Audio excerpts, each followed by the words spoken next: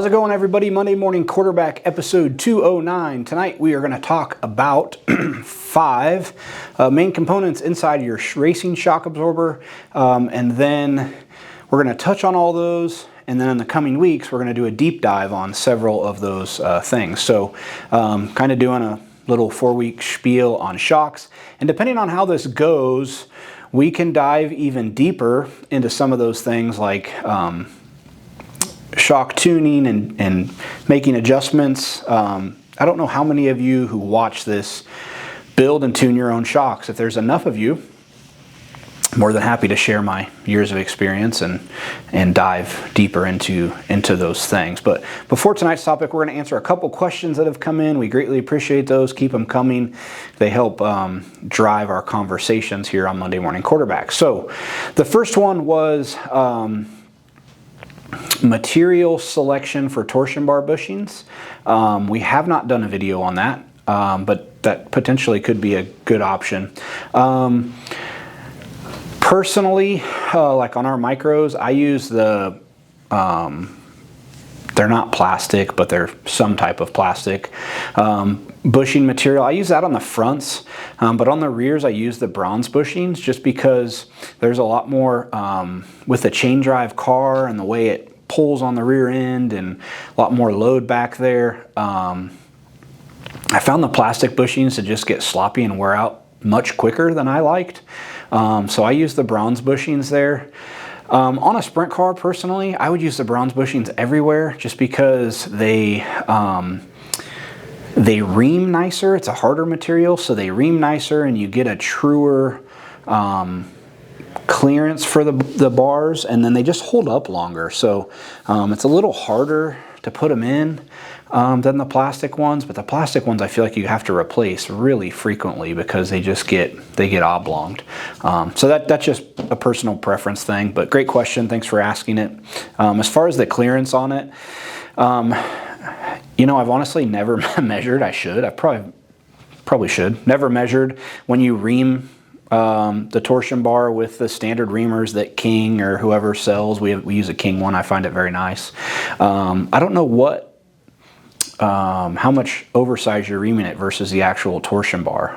If I had to guess, it's probably like 5 to 10 thousandths. They're not very sloppy in there because as soon as I start to feel physical slop, that's when I replace the bushings and get everything back square. So great question though. Another question that came in was when we were talking about caster.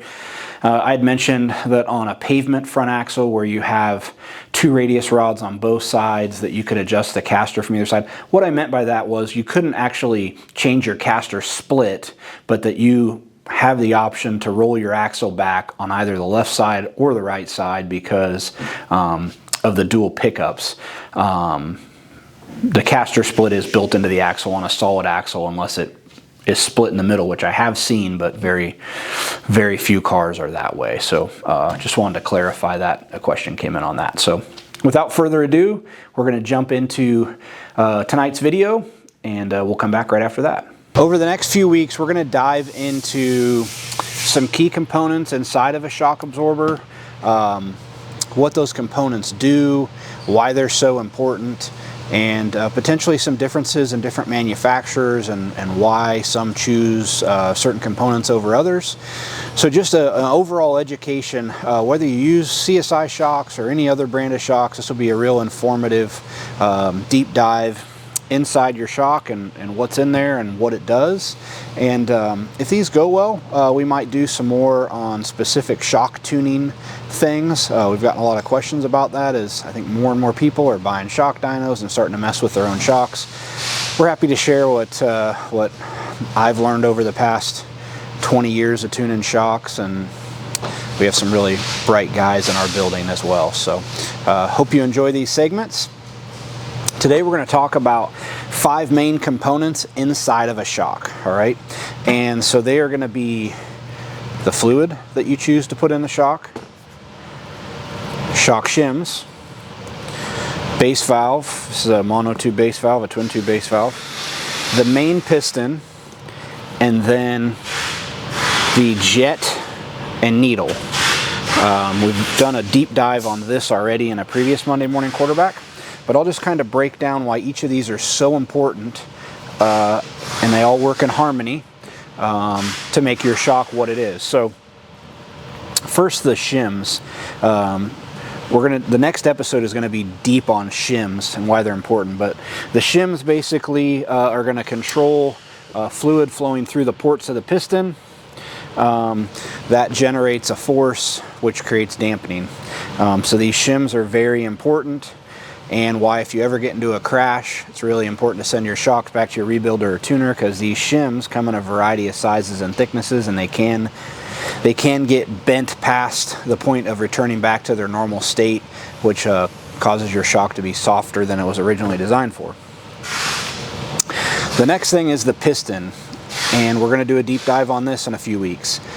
The different designs, why certain builders choose to manufacture this out of a certain material, the shape, the size of it, how much fluid it flows, all sorts of things on the piston. But this is the main, this is the heart of your shock, okay? And this is going to dictate a big portion of what your dampening curve looks like. So we've all looked at shock graphs, whether it's linear, digressive, progressive. Most of that is determined by the amount of fluid this is flowing and the shape of your main piston. The third thing is the base valve, and base valves are pretty much in every racing shock now, whether it's twin tube or a monotube shock, and it's just a pressure management system. So it's going to reduce some of the pressure and allow your shock to be more balanced. And again, we're going to do a deep dive on base valves and why they're so important and when they came about. Number 4 is the needle and jet. So again, we previously did a deep dive on this, so we won't do another one, but to quickly touch on it, the shape of that needle is going to dictate how wide of an adjustment range you have. And then this jet can either it's either going to allow the shock to adjust on compression or rebound or both. And the way it does that is through a check system in here. Fluid flows through, and it's either going to check off on the compression side or the rebound side, or that jet can be open and allow fluid to freely flow through the jet in both compression and rebound. And number 5 is going to be your shock oil.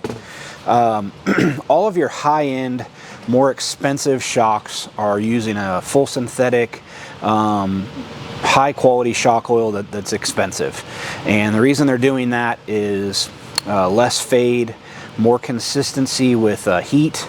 A lot of these shocks in our applications get really warm because the exhaust is close to the car in some applications, and so a quality shock oil is vital to the overall performance of your shock. If you're buying an off-the-shelf shock or a shock that's, you know, retailing for a few $100s or less, chances are they're not using a synthetic shock oil just from a simple economics of how much money they can put in that shock and still be profitable, right? And any company has to be profitable, so the price they're setting for their product is indicative to how much money they have tied up in the shock and quality of components, oils, seals, stuff like that. So those are the 5 things that compromise a racing shock.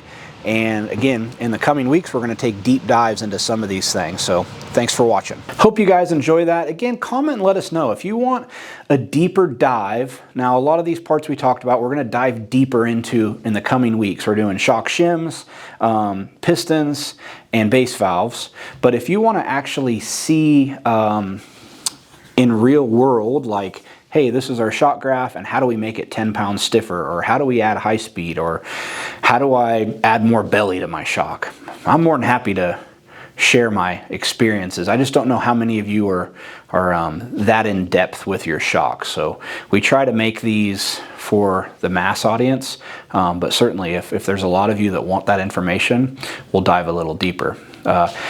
Please ring the bell for notifications, subscribe to our YouTube channel, that always helps us. Share these videos if you're watching on Facebook. And as always, thanks for tuning in. Hope to see you guys at a racetrack soon.